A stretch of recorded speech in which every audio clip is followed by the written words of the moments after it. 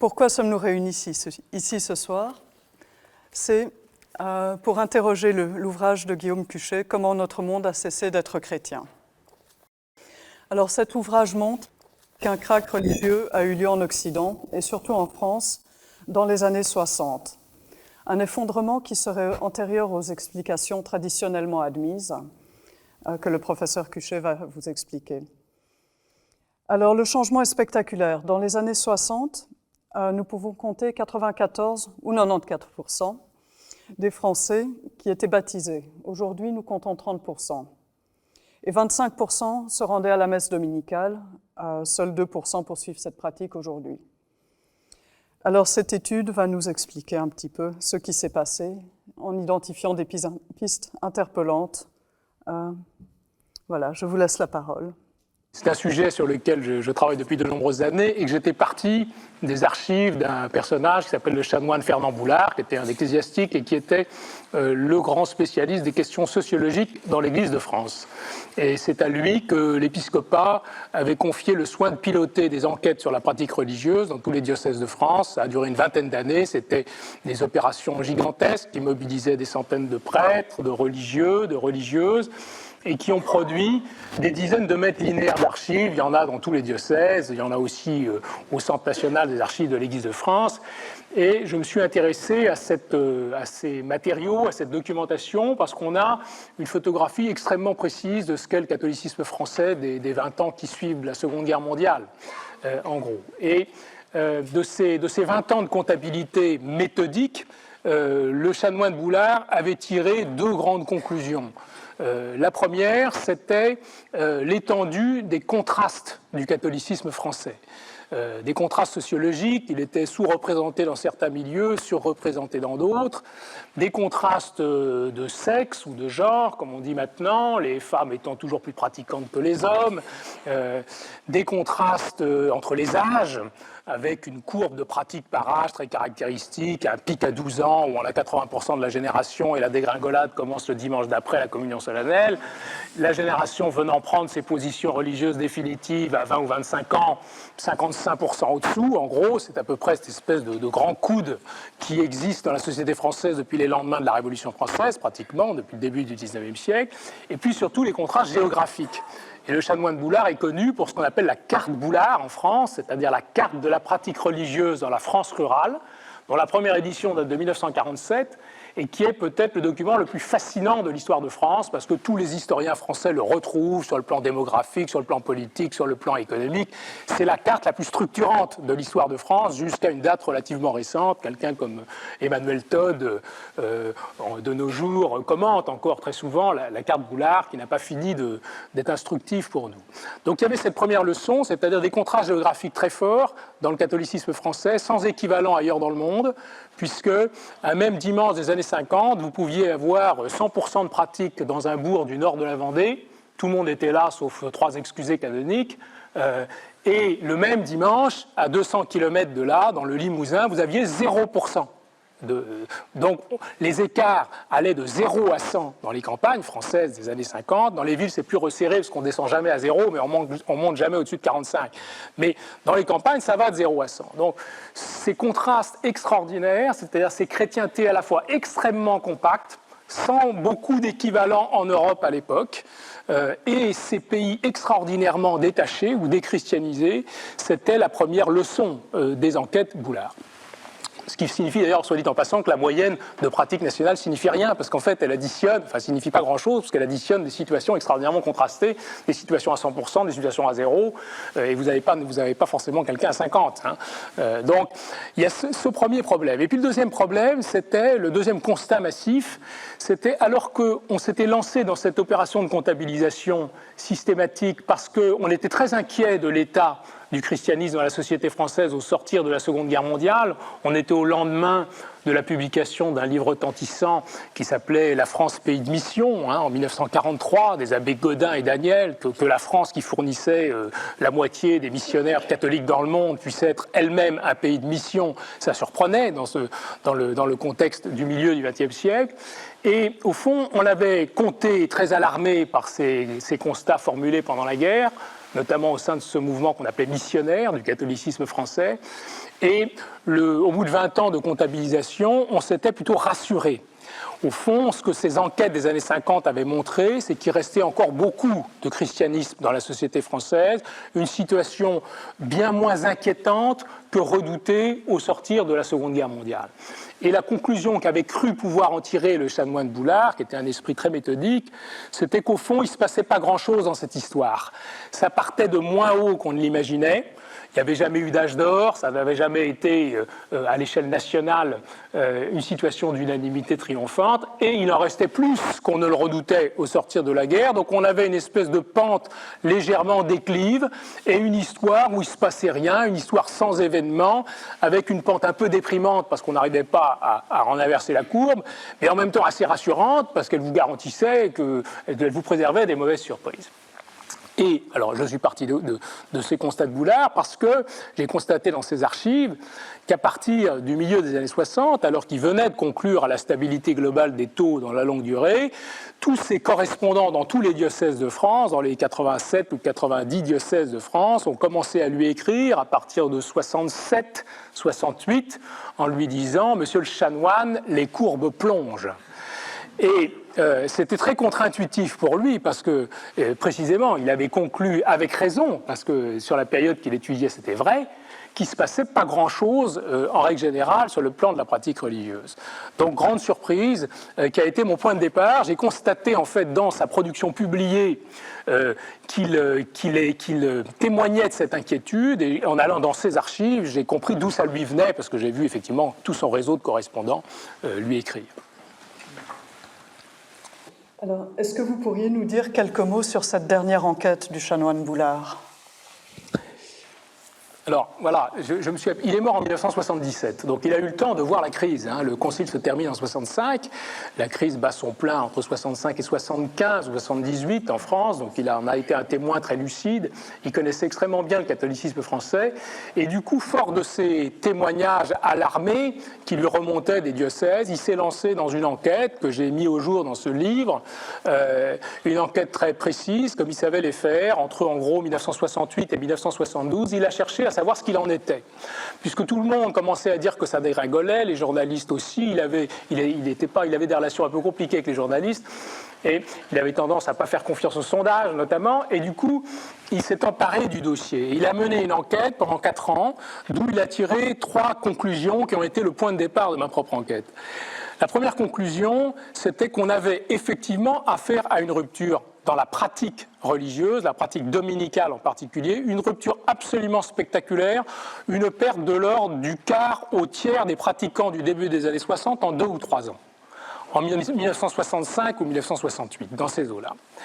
Donc, rupture spectaculaire qu'il a confirmé, qu'il a étudié de près, qu'il a cherché à évaluer. Ça, c'était sa première conclusion. Alors qu'il était assez sceptique au départ. Il pensait qu'il n'y avait pas de rupture dans cette histoire.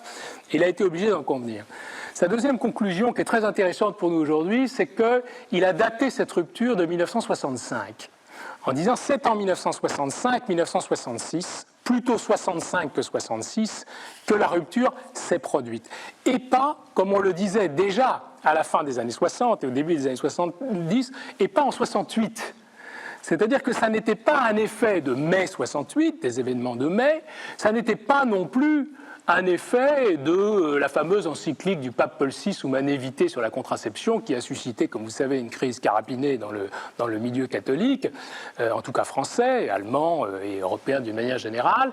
Donc, évidemment, ces événements de 68, les événements de mai, Humanae Vitae, ont amplifié la rupture, mais la rupture était antérieure, elle datait du milieu des années 60. Ça introduit un élément nouveau dans le scénario, c'est qu'on a une sorte de double rupture. Une rupture au milieu des années 60, qui est amplifiée en 68 par ces événements, les événements en question ayant d'ailleurs aussi pour effet d'élargir la base d'âge du décrochage. Et puis la troisième conclusion passionnante de Boulard, en tout cas très, à la fois technique et très éclairante, était de montrer que c'était fondamentalement les jeunes qui avaient décroché au milieu des années 60. Les jeunes, qui, notamment dans les quartiers populaires et les pays déchristianisés, faisaient les taux de pratique. Parce que dans le catholicisme des années 50, il y a toujours plus d'enfants que de jeunes à la messe et de jeunes que d'adultes. C'est une pyramide des âges saine démographiquement. Et plus le pays est déchristianisé, plus il y a d'enfants et de jeunes dans les assistances dominicales. Nous, aujourd'hui, on dirait le contraire, mais c'est comme ça que ça fonctionnait. Et ce que montre Boulard, c'est que les jeunes qui sont traditionnellement le groupe décrocheur de la pratique religieuse depuis le début du XIXe siècle, ces jeunes très nombreux du baby-boom. J'insiste là-dessus parce que la France est un vieux pays malthusien avec une natalité très déprimée depuis la fin du XIXe siècle, et le baby-boom, à partir de 1945, c'est plus de 100 000 naissances par an par rapport à la natalité déprimée des années 30. Vous avez une vague démographique énorme qui a commencé par remplir les écoles, les catéchismes et les églises dans les années 50. Les églises des années 50 sont pleines d'enfants et de jeunes. Bon. Et ce sont ces jeunes-là qui, au moment de décrocher, ce qu'ils ont toujours fait d'une certaine façon depuis le début du XIXe siècle, vont décrocher pour aller prendre leur position religieuse 3 crans au-dessous du niveau de leurs parents. Bon. Avec un problème, c'est que comme ils sont très nombreux, même si vous accrochez une moindre part de la génération à travers le rite de la communion solennelle, comme ils sont très nombreux, ça ne se voit pas en visuel de nef pour le curé, parce que le surcroît d'effectifs cache le décrochage des proportions. Ça devient très important. C'est pour ça que ça a été difficile à voir. C'est qu'on accrochait beaucoup moins de jeunes, mais ce n'était pas forcément évident pour qui faisait de la sociologie au noir en comptant les hosties qu'il distribuait ou en regardant quelle population il avait dans sa nef. Donc, du point de vue de la perception de la mutation, c'est un élément très important. Donc voilà quelles étaient les 3 conclusions auxquelles Boulard est arrivé après 4 ans d'enquête, 68-72, enquêtes sur lesquelles il a très peu communiqué, parce qu'à la fois c'était compliqué d'aller voir ses commanditaires épiscopaux en leur disant « Messieurs, on vient de faire le concile, c'est formidable, mais ça plonge », et parce que plus personne ne s'intéressait véritablement dans l'Église à partir du milieu des années 60 à cette sociologie pastorale quantitative. Voilà, si vous voulez, un peu les résultats de l'enquête de Boulard. Alors, l'enquête de Boulard est plutôt descriptive, mais quelles interprétations en avez-vous tirées en vous replongeant dans ces documents ? Alors moi j'ai beaucoup d'admiration pour Boulard, j'ai beaucoup d'admiration et en même temps je suis assez critique, c'est-à-dire que je trouve que c'est une œuvre de sociologue et d'historien formidable, c'est quelqu'un qui a mis en évidence des choses avec beaucoup de rigueur dans la méthode et du coup on peut repasser derrière, c'est assez rare, hein. En histoire la cumulativité du savoir est plutôt restreinte, là chez Boulard on peut repasser derrière et revenir sur ces interprétations, mais Boulard n'a pas produit d'explication de la rupture. Il a décrit la rupture, mais il est resté très prudemment en deçà des explications, à la fois par méthode, parce que c'était plutôt ce qu'on appelle un sociographe dans le jargon des sociologues, c'est-à-dire qu'il comptait les pratiques, mais il n'expliquait pas tellement les ressorts de la pratique elle-même, et puis par prudence aussi, parce que c'était un petit peu compliqué d'aller expliquer tout ça aux évêques. Alors j'ai repris un peu le dossier, je n'ai pas le temps d'entrer dans le détail des thèses, mais en gros, je signale quand même quelques points importants.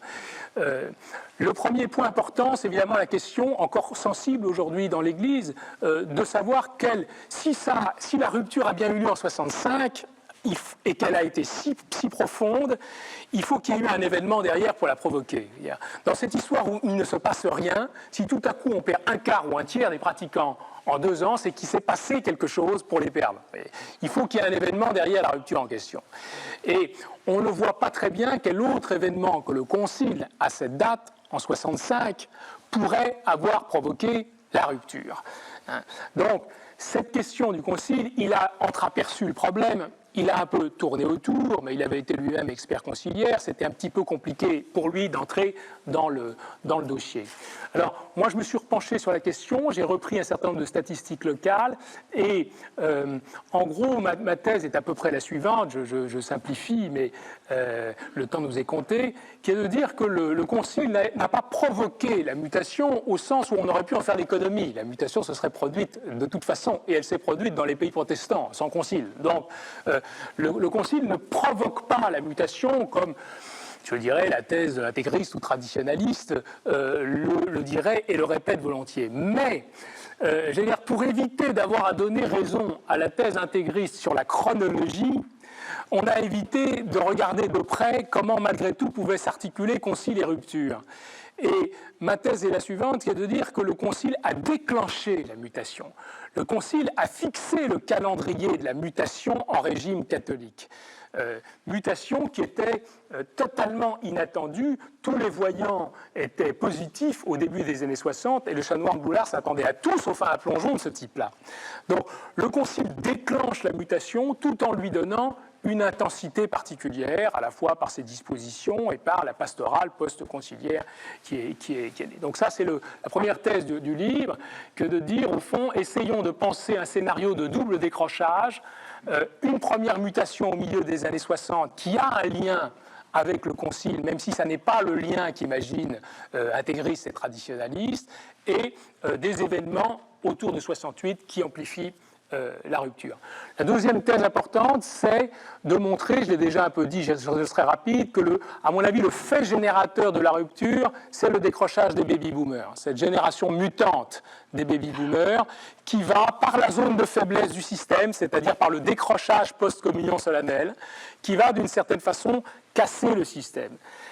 Fait générateur de la mutation, mais, je veux dire, le décrochage des baby-boomers nous parle au moins autant d'eux que de leurs parents.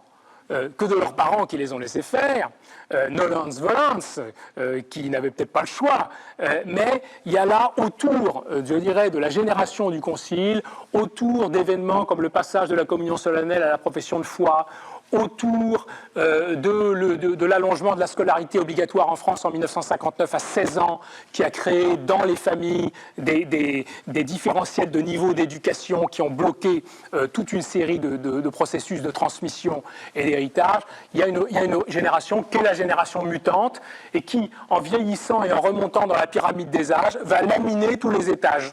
Un par un. Aujourd'hui, les premières cohortes de baby-boomers, nés en 45, ont 70 ou 75 ans, ils arrivent en âge de vieillir et de mourir, ce qui est un événement intéressant du point de vue anthropologique, parce que dans la mesure où la religion, c'est quand même fait pour mourir, c'est intéressant de voir comment on fait pour mourir sa religion, collectivement. Donc on est là dans nos annales anthropologiques à un seuil qui est une affaire à suivre, en quelque sorte. Pour ça, probablement aussi que nous avons toutes ces discussions sur la fin de vie. En ce moment, ce n'est pas tout à fait déconnecté de ce type de processus. Donc, fait générateur, le décrochage des baby-boomers. Et puis, évidemment, que l'événement conciliaire, le destin et les spécificités de la génération des baby-boomers n'auraient pas eu cet effet s'ils ne reposaient pas aussi sur ce que j'ai appelé des nappes de charriage sociologique, c'est-à-dire de profondes mutations socio-culturelles qui ont embarqué tout le monde, en quelque sorte, et qui connaissent au milieu des années 60, notamment à partir de 1965, qui est un millésime qui est souvent revenu dans les études récentes sur les années 60, comme marquant le moment où les 30 Glorieuses ont commencé à produire tous leurs effets culturels. Et à partir de 65, à partir de 68, vous avez toute une série de mutations sociologiques très fortes que je signale rapidement parce que je pense que le temps passe. Et du coup, le temps passe, de fait, je confirme.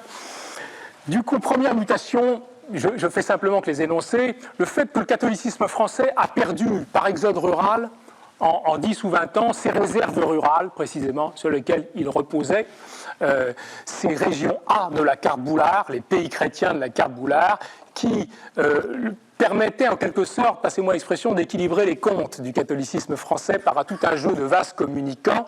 Et le catholicisme français va perdre ses réserves rurales. Peu de temps après, le protestantisme français, son vieux rival, qui lui aussi a perdu les siennes à partir des années 1920, 1930, 1940, les catholiques ont suivi, en quelque sorte, et ça a été un événement très important. Il y a un deuxième événement important, même s'il était plus insensible pour les contemporains, il est démographique. C'est le fait qu'on ne souligne pas suffisamment, c'est que les familles catholiques et les régions catholiques avaient plus d'enfants que les régions déchristianisées. La démographie catholique était particulièrement dynamique. Ce qui signifie non seulement, c'était très important pour les vocations sacerdotales et religieuses, dans ces familles très nombreuses qui pouvaient être à 8, à 10, à 15, à 17 enfants, dans les familles de paysans de l'Aveyron, vous pouviez monter à 15 ou à 17 enfants, avec 4 prêtres et 5 religieuses. Ça existait encore à la fin des années 50. Donc la démographie catholique avait un rôle très important dans le recrutement sacerdotal et dans, je dirais, le maintien des courbes catholiques de pratique, dans la mesure où, passez-moi l'expression, on fabriquait plus de fidèles que le camp laïque. D'une certaine façon, le catholicisme pouvait se permettre de perdre à chaque génération un certain nombre de représentants qui venaient alimenter la laïcité en sortant de fraîche date de la religion. La laïcité française est fondamentalement une façon de sortir du catholicisme. Et il y a une sorte de perfusion catholique pour la laïcité française. Et fondamentalement, ce qui est important, c'est que le baby-boom, contrairement à ce qu'on peut imaginer, le baby-boom, c'est pas tout le monde se met à faire 10 ou 12 enfants, c'est une convergence collective vers un modèle à 3 enfants. Ce qui veut dire que le baby-boom a été fait par les anciennes familles malthusiennes, qui en faisaient 1, 2 ou 3, qui se sont mis à en faire 1 ou 2 de plus. Alors que les familles prolifiques, comme le disent les démographes, dont les familles catholiques, en ont fait moins. Le baby-boom n'est pas une bonne nouvelle pour l'Église catholique. Le baby-boom, ni pour son recrutement sacerdotal, ni pour le maintien de ses courbes de pratique. Et ça, on s'en est aperçu que rétrospectivement. Et puis, et je fais simplement que le signaler, parce que j'ai dépassé déjà le temps qui m'est imparti, dernière mutation importante, c'est la mutation de l'immigration. La France est un vieux pays d'immigration qui a fonctionné depuis le XIXe siècle, sur la base d'une population recrutée dans des pays de culture catholique majoritaire, Belgique, Italie, Pologne, Portugal. Cette immigration était à la fois déchristianisante pour ceux qui immigraient, et elle était rechristianisante pour la société française parce que ces éléments extérieurs arrivaient de régions qui généralement avaient des niveaux religieux de départ qui étaient plus élevés que les moyennes françaises. Ce qui fait que la perfusion migratoire en France nous apportait des catholiques belges, italiens, polonais, qui périodiquement regonflaient le catholicisme français. Ces flux migratoires ont changé en partie de nature à partir des années 50-60, notamment avec l'immigration d'origine musulmane, ce qui fait qu'aujourd'hui, comme vous savez, l'islam est en France la deuxième religion du pays et que certains sociologues contemporains parlent même de croisement des courbes de ferveur entre catholiques et musulmans dans la société française. C'est un événement majeur. Voilà, donc je m'arrête là, mais j'ai cherché simplement dans ce livre à articuler l'événement conciliaire, l'événement conjoncturel lié au destin des baby-boomers et ces grandes mutations socio-culturelles sans lesquelles l'événement en question n'aurait probablement pas produit tous ces effets. Le thème de la rencontre ce soir porte sur la question de savoir si les catholiques ont raté la transmission, et donc je reprends ce thème que mon collègue vient de développer à partir d'une autre porte d'entrée, si vous voulez. Et pour entrer dans ce thème, je vous propose, je vais vous les montrer, de partir de 2 livres qui sont bien antérieurs à l'époque du Concile. Ce sont 2 livres d'un homme qui va compter énormément dans la réflexion catéchétique francophone. Je veux parler des livres de Joseph Collomb. Joseph Collomb est un prêtre sulpicien français qui écrit dès la fin de la guerre, c'est en fait en 1948, ce petit ouvrage que je vous montre qui s'appelle « Pour un catéchisme efficace », 1948, et un deuxième livre que je vous montre aussi, 1954, « Plaie ouverte au flanc de l'Église ». Alors, les titres laissent à penser qu'il rencontre, qu'il questionne les pratiques catéchétiques d'après la Seconde Guerre mondiale avec inquiétude. Et pour être précis, il va identifier un certain nombre de domaines dans la manière de faire la catéchèse qui portent à son analyse les marques d'une crise. Nous sommes juste après la guerre et déjà il identifie un certain nombre de paramètres qui vont être les paramètres d'une crise de la transmission. Alors le plus important, de très loin celui qu'on a travaillé le plus, il date du premier livre de 1948 et Joseph Collomb va identifier ce qu'il va appeler la fin d'un catéchuménat social et familial. La fin d'un catéchuménat social et familial. Qu'est-ce qu'il veut dire? Que dans le fond, dans les décennies qui ont précédé, le christianisme s'est transmis probablement moins par des efforts volontaristes dans la catéchèse même que par ce qu'il appellera aussi une osmose chrétienne, un environnement d'unanimité et d'influence chrétienne. L'influence familiale, l'influence de la paroisse, on peut ajouter l'influence des mouvements de jeunesse. Toutes ces influences faisaient une sorte de catéchuménat qui faisait que, d'une certaine manière, la question religieuse n'avait pas à se poser. Le monde était chrétien et dans ce monde-là, pratiquement automatiquement, de génération en génération, les familles chrétiennes se perpétuaient dans la foi. Le deuxième livre va mettre en cause un des principes de la catéchèse de l'époque, à savoir cette catéchèse très notionnelle, souvent organisée par la mémorisation de réponses précises à des questions précises. Et cette catéchèse notionnelle qui devrait valoriser la maîtrise, la mémorisation d'un donné, d'une doctrine chrétienne, c'est ce qu'il appellera la plaie ouverte, montre d'énormes lacunes en matière de connaissances religieuses, d'intérêt pour les questions religieuses, même on pourrait dire d'analphabétisme religieux si on exagère un peu, si on va un peu plus loin que Colomb. Vous voyez deux livres qui sont bien antérieurs au Concile et qui identifient deux points sur lesquels la manière de faire la transmission est en péril. Le catéchuménat social et familial d'une part, et d'autre part, cette pédagogie qui met toute la citance sur le notionnel, sur le mot propre, le mot juste, la mémorisation. Alors, Joseph Colomb va être le père, d'une certaine manière, de toute une série d'autres recherches sur la transmission. Et jusqu'aujourd'hui, on travaille les questions de Colomb. La première, sur la perte du catéchuménat. Eh bien, nous aurons là la première et la principale explication de la difficulté des catéchistes dans ces dernières années. C'est de dire que le milieu dans lequel l'enfant ou l'adolescent va vivre son initiation chrétienne est un milieu qui va être confronté à ce qu'on va appeler, alors les termes sont légion, vous savez, j'en cite quelques-uns. On va pouvoir citer par exemple un historien comme Étienne Trocmé qui va parler d'une société déreligieuse. On va parler avec Gauchet de la fin de la religion, on va parler de toute une série de termes autour de la modernité.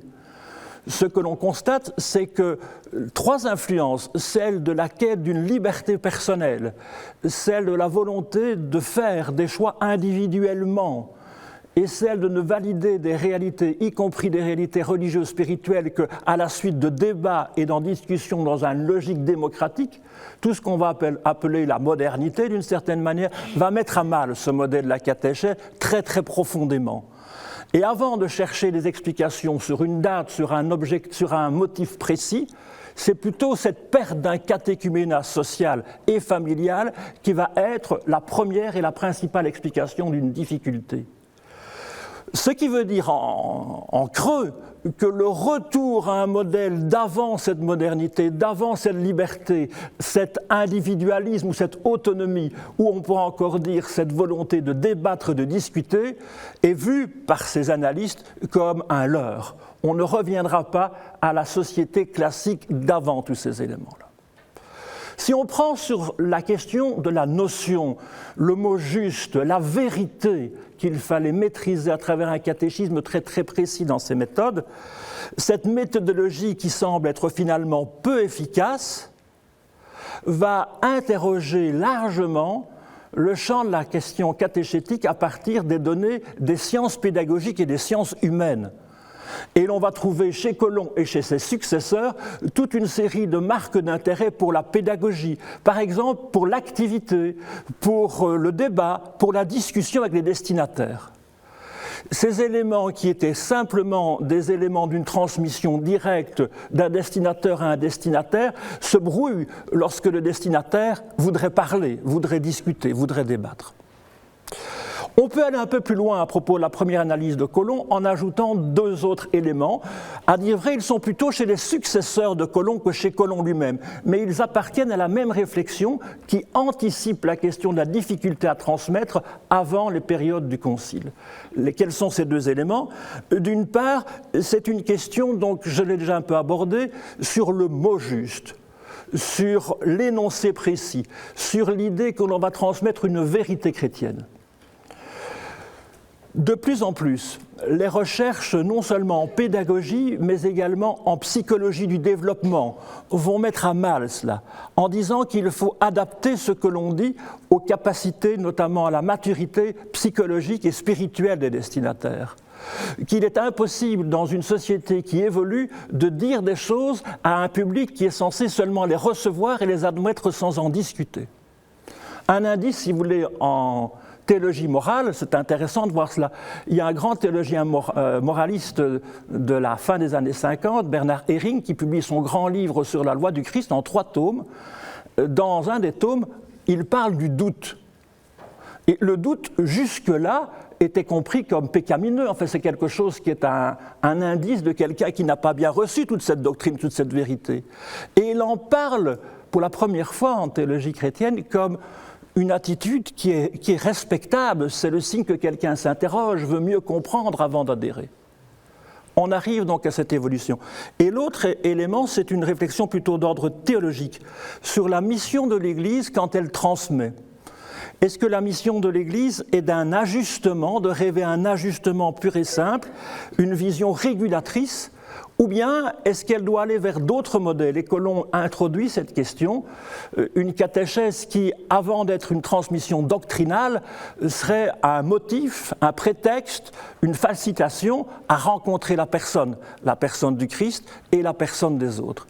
Est-ce que cette idée d'une catéchèse qui ne se définit pas seulement sur un ajustement de la doctrine à une volonté qui est surtout une volonté institutionnelle, pour faire place au risque de la rencontre, eh bien, Colomb annonce déjà ça avant le concile. Et est-ce que nous pourrions dire que la catéchèse a réagi pendant et après le concile à cette perte que vous venez de mentionner? D'abord, il faut bien vous en souvenir, la catéchèse n'est pas un objet majeur de réflexion pendant le concile. Vous savez, le concile, si on met sur la table le volume complet de tous les textes conciliaires de Vatican II, ce serait un gros volume à vous présenter. Et le mot catéchèse, ou l'adjectif catéchétique ou catéchistique, apparaît en tout et pour tout 57 fois dans tous les actes du concile. Ce n'est pas le domaine principal de la préoccupation du concile. Ce que l'on va voir, c'est qu'en amont du concile, avant avec Colomb et ses successeurs, pendant la période conciliaire et au-delà, je crois qu'il est honnête de dire que la catéchèse va se chercher et va chercher des nouveaux modèles, ce qu'on pourrait dire des nouvelles étapes dans sa proposition. Et le concile est dans une période où l'étape qui remonte finalement, si on en prend ses origines au concile de Trente, jusque le milieu du XXe siècle, est en grande perte de vitesse. Et à côté et parallèlement à cette étape, d'autres vont se succéder.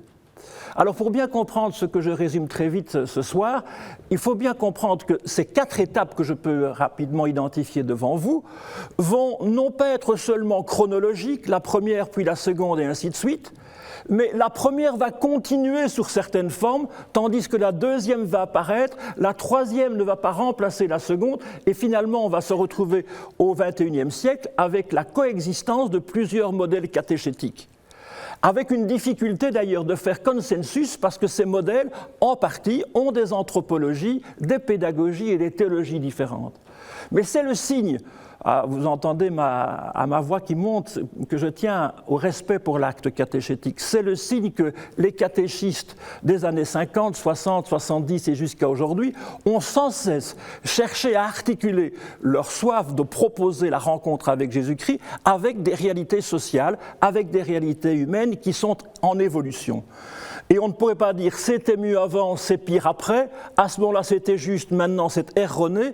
On va avoir une coexistence de modèles finalement qui correspond au pluralisme finalement de pensée, de philosophie et également au pluralisme interne dans l'Église catholique probablement. Alors rapidement, la première étape c'est celle d'avant le concile qui continue et puis qui peut continuer jusqu'à aujourd'hui, d'une catéchèse qui tient surtout à prescrire, à dire le mot juste, à avoir une volonté de transmettre, parfois des termes que l'on trouvera après trop abstraits, mais c'est une catéchèse de la précision et c'est une catéchèse de l'identité. On aura vite, pendant et après le concile, dans les années, on parle des années 68, mais déjà dans ces époques-là, et puis surtout dans les années 70, années 70, un deuxième modèle, une catéchèse qui va vouloir être surtout traductrice. Elle voudra traduire auprès des destinataires comment Dieu leur parle. C'est la formule de l'époque. Dieu parle aujourd'hui dans ta vie. Mais comment le fait-il? Eh bien, il vient rencontrer les réalités humaines qui sont les tiennes et il vient les éclairer. Il vient donner du sens à une vie qui pose, qui interroge parmi les une questions. Le terme technique de l'époque, c'est le terme de la corrélation. On va mettre en relation, en corrélation, les données humaines et les données évangéliques ou anthropologiques et théologiques, pardon. Le texte qui est un peu emblématique est un texte qui vient du Concile, c'est dans la Constitution Dei Verbum, où on va dire que Dieu parle aux hommes comme à des amis. Mais ce Dieu qui vient rencontrer les hommes qui s'intéressent à leur vie, et ces hommes qui peuvent rencontrer Dieu dans leur vie. Cette époque de la corrélation, une deuxième étape, n'a pas duré très très longtemps. Elle a duré, et certains continuent à la perpétrer aujourd'hui, mais elle a été très vite questionnée. Pour pouvoir faire cette corrélation entre ma vie et l'Évangile, il faut quelque part que la proposition chrétienne ait des codes qui me permettent de faire des liens avec ma vie et que ma vie ait une attente pour une réponse religieuse. Plus le temps a passé, plus on s'est rendu compte que des jeunes n'avaient finalement pas besoin d'avoir une réponse religieuse pour choisir qui aimer, comment aimer, avec qui vivre et que faire de leur vie. Et cette corrélation avait moins cette évidence que pour traiter de questions de sens, la réponse chrétienne était une des réponses pertinentes. J'avance vite. La troisième étape de la catéchèse a été une étape de rupture. On s'est rendu compte que l'humus chrétien disparaissait et que présupposer un intérêt ou présupposer un minimum de connaissances chrétiennes était probablement un leurre ou devenait un leurre. Nous sommes là dans les années du pontificat de Jean-Paul II et celle également du pontificat de Benoît XVI, où là la question va être plutôt une question de réévangélisation, de nouvelle évangélisation, de lutte contre l'autosécularisation dans l'Église. Et cette dimension qui était d'abord institutionnelle va passer à un modèle qu'on appellera le modèle catéchuménal en catéchèse. On parlera du catéchuménat comme un modèle, mais dans ce cas-là, qu'est-ce qu'on essaie de faire?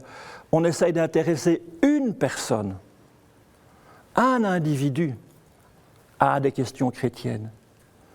Alors, j'ai contribué à cette période où on a parlé de catéchèse, de cheminement, de catéchèse d'engendrement, de catéchèse catéchuménale. Vous voyez, toutes ces tendances ont coexisté à ce moment-là. Il me semble que l'on pourrait identifier la période dans laquelle nous entrons pour le moment avec le pape François en disant que c'est une quatrième logique qui est encore différente, qui est une logique que j'appellerais plutôt kérygmatique. Alors, j'explique ce que je veux dire. C'est que le pape propose deux termes pour définir la manière de transmettre ou de proposer la foi qui vont être proposés à travers ces différents documents magistériels. Le premier, c'est le mot de kérygme, dire les choses simplement, dit le pape dans La joie de l'Évangile. Une proposition qui va se simplifier et qui va aller à l'essentiel en disant Jésus-Christ est vivant, il est mort, il est vivant et aujourd'hui il est présent à tes côtés chaque jour pour te soutenir. Dire cela, l'essentiel. Et le deuxième terme que le pape introduira dans la question catéchétique, me semble-t-il, est le terme de la miséricorde, une annonce kérygmatique et miséricordieuse. On le voit beaucoup, notamment dans le texte dans Maurice Laetitia, le texte sur le couple et sur l'amour. Donc vous voyez que nous avons une transmission qui se complexifie, où plusieurs modèles vont coexister, que je n'identifierai pas le concile comme le marqueur principal, que les questions viennent avant, en amont, et que la question de ce que l'on peut appeler la perte du catéchuménat social et familial reste dans l'interprétation que la catéchèse donne d'elle-même de la crise, qu'elle reconnaît évidemment, l'explication qui est la plus fréquente et la plus récurrente. Merci Henri de Roodt. J'ai une question qui est liée au titre de l'ouvrage que nous avons présenté ici. Le titre semble affirmer que notre monde a cessé d'être chrétien. Alors Guillaume Cuchet, est-ce un titre de l'auteur ou de l'éditeur? Qu'en pensez-vous, par contre, du titre, tous les deux? Est-ce la fin d'un christianisme en phase terminale? Les titres, c'est toujours compliqué. Les titres, ça fait toujours partie d'une sorte de tractation avec l'éditeur. Alors, ce n'était pas mon titre initial, moi. Mais enfin, j'assume ce titre, que ça a été mon second choix, en quelque sorte. Le premier titre était Le crack du catholicisme français, essai sur la rupture de 1965. Alors, je m'explique un peu, parce que c'est vrai que ce titre mérite d'être un peu précisé. Qu'est-ce que j'entends par là? D'abord, il est certain que je parle de notre monde. Et quand je dis notre monde, je parle du catholicisme français. C'est du catholicisme français dont je parle. On pourrait probablement élargir au catholicisme du nord-ouest européen, avec des variantes locales dont on pourra reparler. Mais enfin, je pense souvent à cette formule du cardinal Sarah dans un livre d'entretien qui a eu un certain succès récemment, qui disait « En Europe, on parle beaucoup de l'agonie du catholicisme, mais il suffit de passer une semaine à la Congrégation pour l'évangélisation des peuples pour s'apercevoir qu'il est très en forme. mort, mais qu'il faut sortir de chez soi.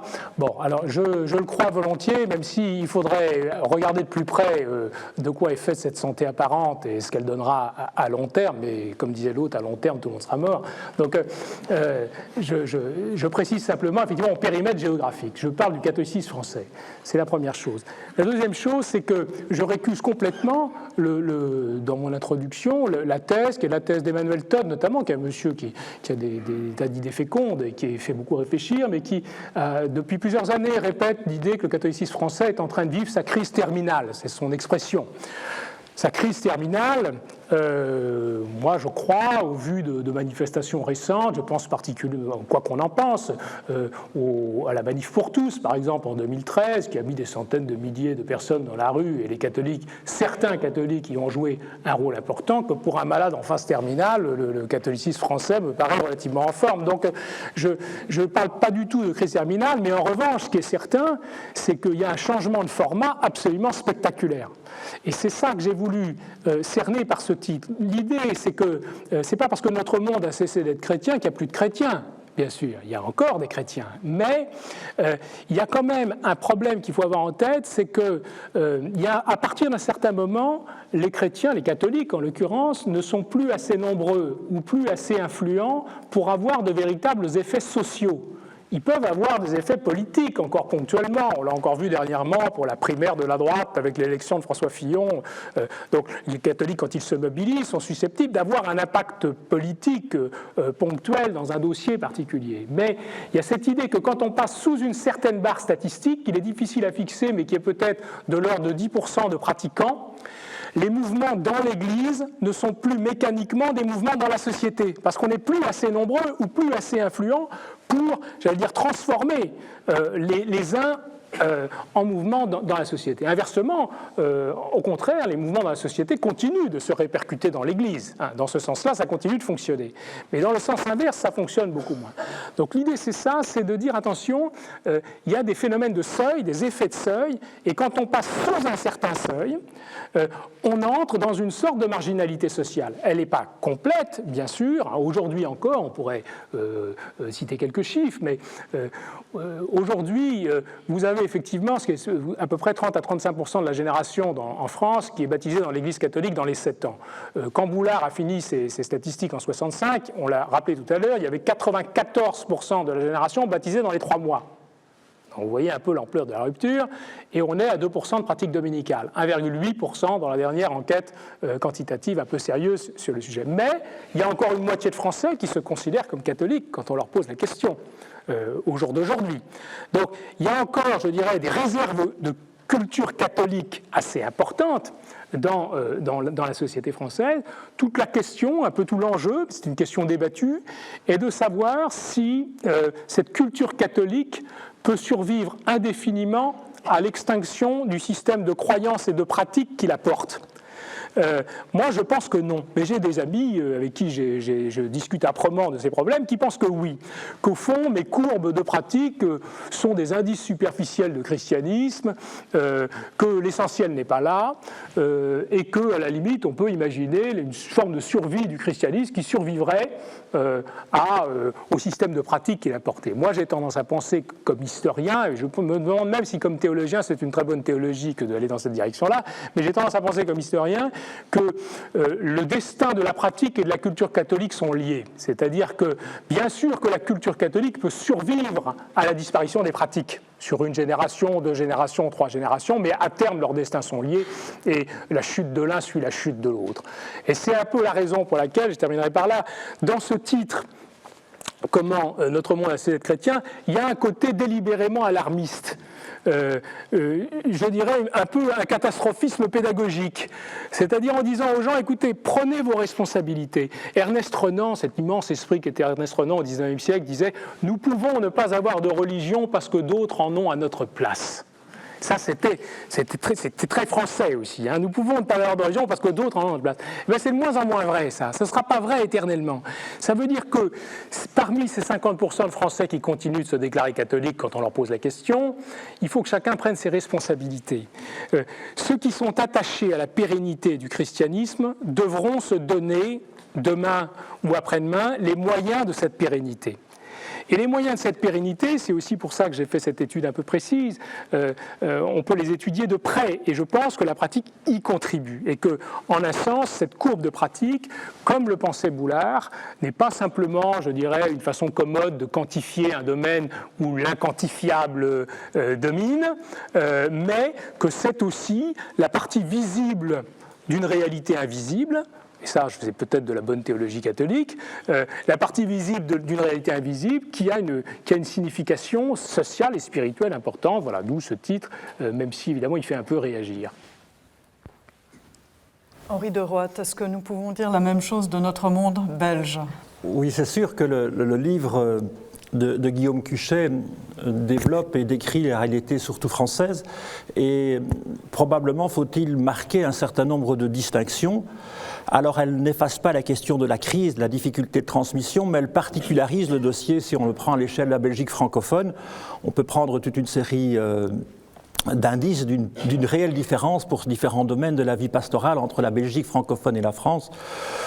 Sur les questions des statistiques les plus récentes en Belgique, nous avons eu une enquête en 2016 dirigée par l'ORELA, donc l'Office de surveillance des religions de la laïcité en Belgique, qui a été publié avec l'ULB le soir, qui donne des chiffres de pratique pour toute la Belgique francophone, Bruxelles, la Wallonie, pour les catholiques autour de 20%, ajoutez à cela 43% de gens qui se disent catholiques non pratiquants, par rapport à un chiffre qui est de 6 ou 7% de musulmans et de 26% de personnes qui se disent incroyantes dans cette enquête. Donc les chiffres sont assez différents au moment où on les regarde maintenant.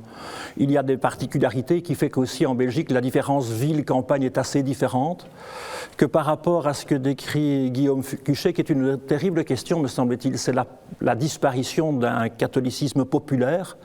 Il y a des différences, me semble-t-il, en Belgique. Par exemple, le catholicisme populaire, me semble-t-il, reste plus présent en Belgique, notamment autour des centres Mario et d'autres lieux.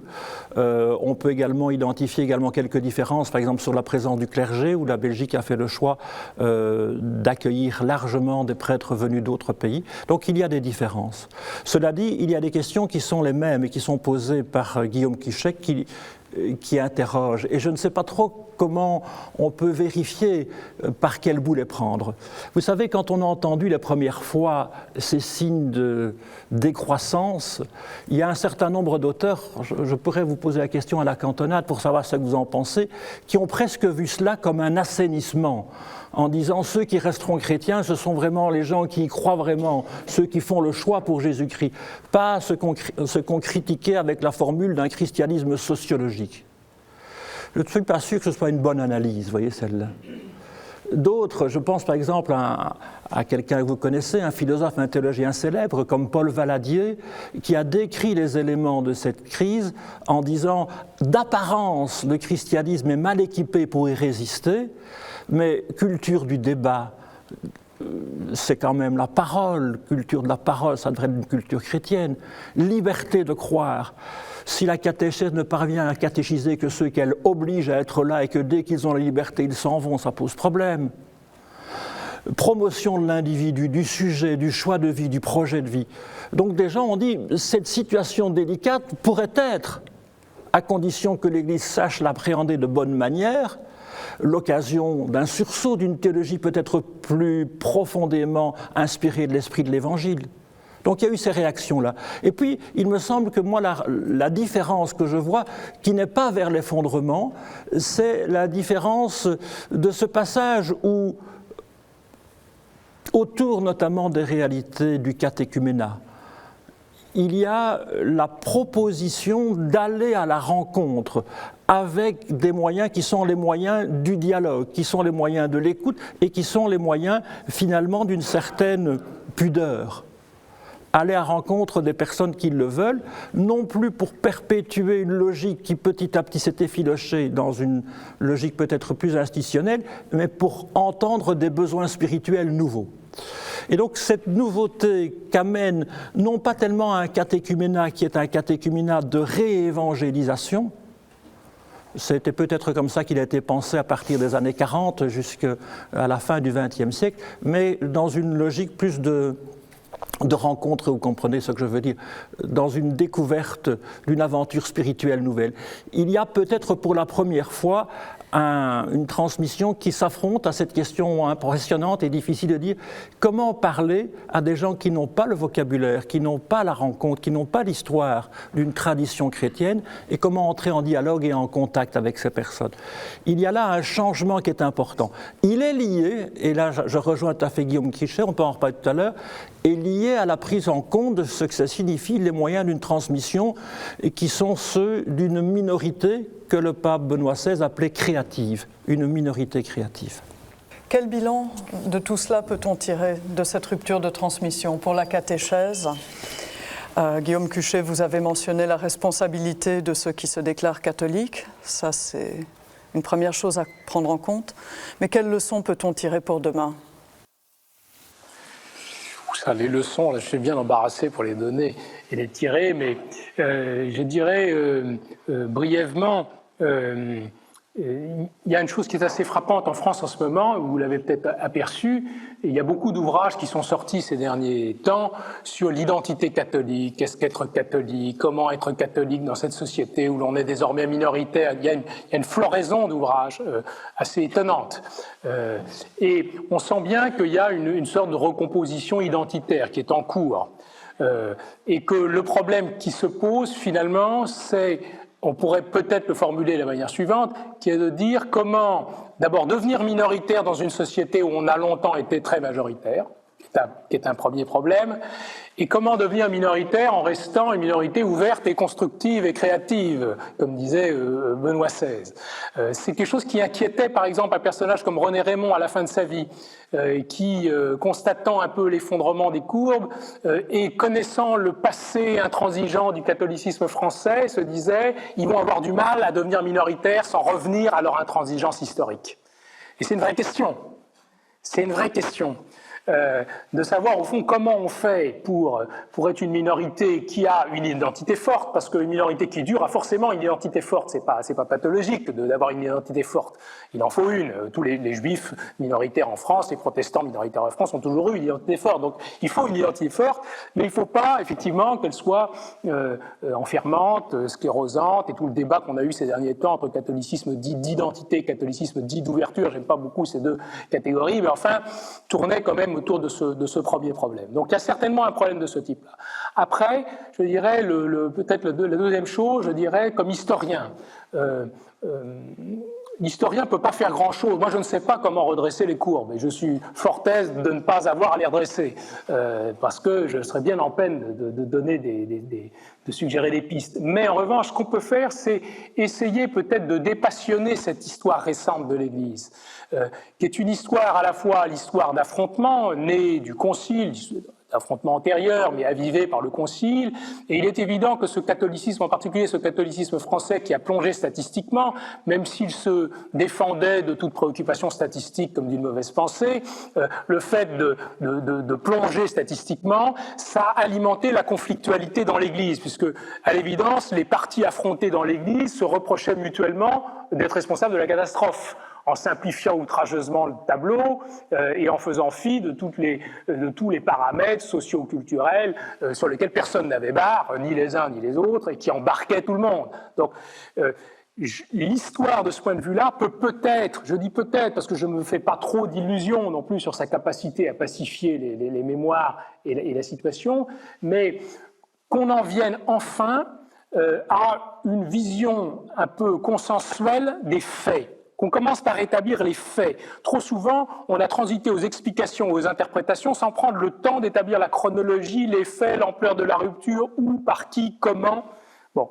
Et là, je pense qu'il y a tout un travail qui est en train d'être fait et qui peut contribuer à pacifier un peu les mémoires. On est à 50 ans, 60 ans de l'événement. C'est à peu près le délai d'historicisation classique pour qu'un objet passe de la mémoire à l'histoire. On ne passe jamais mécaniquement de la mémoire à l'histoire. Il ne suffit pas de laisser passer 50 ans pour que l'objet se refroidisse et que ça passe mécaniquement de la mémoire à l'histoire. Mais ça ouvre une opportunité qui est de refroidir l'objet. Et je trouve qu'il ne faudrait pas que nous reconduisions mécaniquement nos animosités d'hier, qui sont nées de l'événement lui-même, et que nous profitions de la conjoncture. C'est-à-dire une possibilité s'ouvre de parler, nous sommes les enfants de cette histoire, il n'y a pas de raison de la renier ou de la récuser, mais on n'est pas obligé de livrer éternellement les mêmes batailles. Et à mon avis, c'est un peu ce que j'ai voulu faire avec ce bouquin, c'est-à-dire contribuer à faire en sorte que chacun, j'allais dire, rende des points à l'adversaire d'une certaine façon et se mette d'accord sur une vision à peu près consensuelle des événements, on ne s'entendra pas. Surtout, les conceptions affrontées du christianisme resteront telles quelles, mais je crois que là, pour l'histoire dans l'Église, il y a une carte à jouer, une opportunité à jouer, et ce serait dommage de la sacrifier. Je ne suis pas sûr que de travailler uniquement ou principalement à partir des taux de pratique soit la question avec laquelle actuellement la question peut être portée dans une réflexion supplémentaire. Je pense qu'un certain nombre d'enjeux que la transmission rencontre aujourd'hui dans notre société viennent de la rencontre interreligieuse, du pluralisme religieux, de la différence religieuse.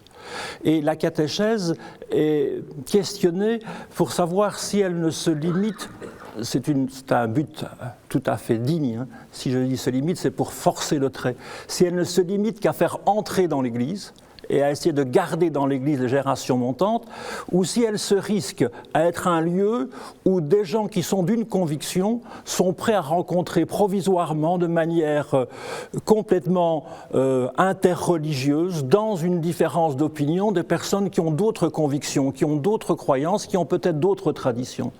Est-ce que la question de la catéchèse doit se limiter à agréger à l'Église et à garder dans l'Église les générations? La question que pose ce pluralisme. En Belgique, c'est très frappant, par exemple, autour de la question de la citoyenneté. Est-ce que la tradition chrétienne est au service de la citoyenneté en n'ayant pas des visées sur faites tous le chemin de nous rejoindre dans nos convictions? Ce chemin que le catéchuménat a ouvert rend disponible sur un espace qui n'est pas forcément confessionnel et qui ne doit pas forcément de devenir la présence d'un christianisme de dialogue.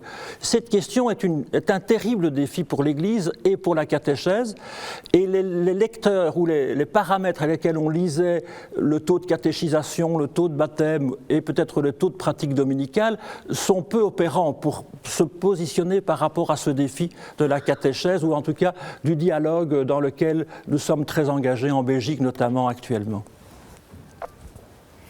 Merci beaucoup Henri de Roodt et merci aussi Guillaume Cuchet.